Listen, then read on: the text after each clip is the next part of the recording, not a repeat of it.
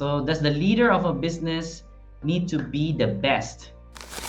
You know, this is a very interesting question because initially I thought that I needed to be the best. And let us clarify this as well, because there's a lot of ways to describe this, right? So, because you might be asking best to be the best in what you're doing. So let's say, for example, me as a coach, do I need to be the best before I start a business, for example? My answer to that is really no. The more important thing is the clarity on your goal, like who do you want to help? There really a market to that. And so there are other nuances that the best is really not the measure for you to start a business. As long as you know who you want to help, there is a market to it, and then you can deliver it, then you have a working business. So let me give a very good example of this. I'm also a tennis coach, but this is more of a hobby. But there are people out there who really does this full time, tennis coaching. And if I get myself as an example, I do this as a hobby, like when I have time, or when people approach me and then they want me to coach them in tennis. And I know with my own skills and capabilities, I can help someone who is a beginner.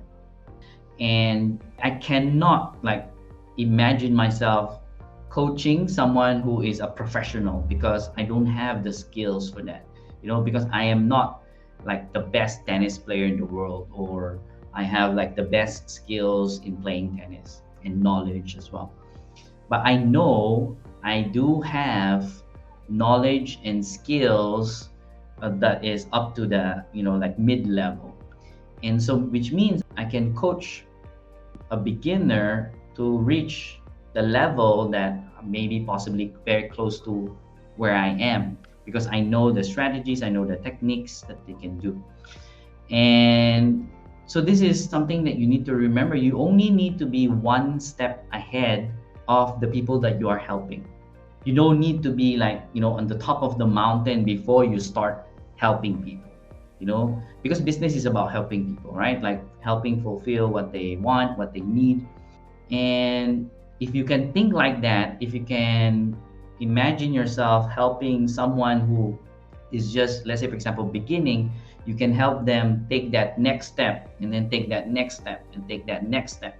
Then you have a possible business already. And so that's what I do when I do my tennis coaching. I help total beginners become much, much better in playing tennis, leisurely, in just 10 sessions. They are able to play, hit the ball, play with each other, not competitively, but more like leisurely.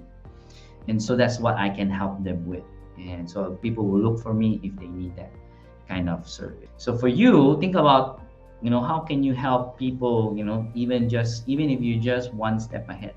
And that's a possibility that you can, right? So you don't need to be the best. You just need to be, a few steps ahead of who you want to help. That's already good. Okay. All right. Good. Ooh, very good question.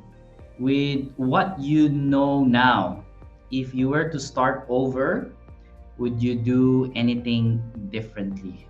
Wow. Yes. Definitely. A lot. I think this. I know I was speaking to someone earlier, because I think the average age of the participants of the 200 participants in Money in You during this weekend, I think is early 20s, maybe 22, 23. I was like, oh my God, I have so much time in the world, and I envy that. But then the advantage of someone like me, I have a lot of experience compared to them. And so that's something that I share with all of you. That's why your questions is really appreciated, because then I know what specifically you want to hear, and that I love to share all those experiences. Then it shortens your your journey as well, so you know what to do now, what to look out for. It increases your awareness as well. Let's go back to the question. So, what would I do differently? I think I'm someone who is, I want to be like very authentic and honest. I'm someone who is very impatient, especially when it comes to business. I want things very quick. You know? Come on, come on, come on, let's do this. Dun, dun, dun, dun, dun, dun, dun. And if I were to start over, I would love to have the ability to really just slow down and really listen to, you know, my spirit, if I can call it like that, what my spirit is telling me.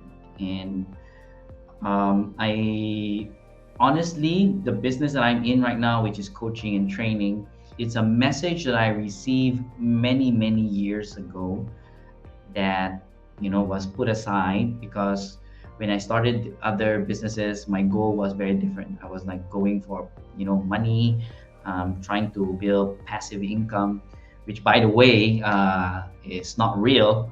It's a great story. If you want, you can watch my video about that. And I realized that what I really want, what my spirit really wants, is not just about money. It's really about how can I help more people? How can I have really the impact? You know, because that's when I was really down in life. That's what saved me. You know, that's what made a huge difference in my life, which is coaching and training. And so I want to be able to do that and help other people as well. And so it's kind of like 9 years ago was when my spirit told me that, but I went around like doing other things, and then, you know, now that I reflected back again, now I'm back into that you know, message. So now I'm doing it. Now I'm committing, you know, for the rest of my life into this work. That's something that I wish, you know, I really slowed down and just listened to my spirit. I think that's gonna like make a huge difference. So yeah, like especially if you are very young and, you know, you have all the time in the world, you know, like really think about it and slow down. And there's nothing wrong in trying as well, because that's kind of like what I did. But it's nice to be able to listen to your spirit and what it tells you as well. Thank you for that question. Wow, it's a really good question. Oh, hey there. If you like this video, please like, share, and subscribe. And remember to click the bell button so you get updated of the new videos. See you in the next one.